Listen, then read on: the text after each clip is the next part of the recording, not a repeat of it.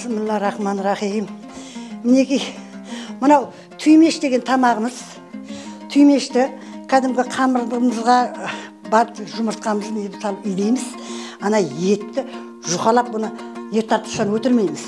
Бұны кәдімгі ұратуған балғасы болады өзі. Етті майдалап. Сонымен орып, оның арасында он менен кішкене басын біріктіріп, кішкене сөйтіп осы түймеш деген тамақты пісіргенбіз. Міне мына бұның аты түймеш деген. Бұл әдемілеп көбіне қыздар пісірген. Сонда мына пісірген түймешіне қарап, о қыздың пысықтығын, тазалығын сынап отқан үлкен кісілер. Соны бұны көбіне қыздарға түйдірген. Бұны түймеш бұл тағамымыздың аты.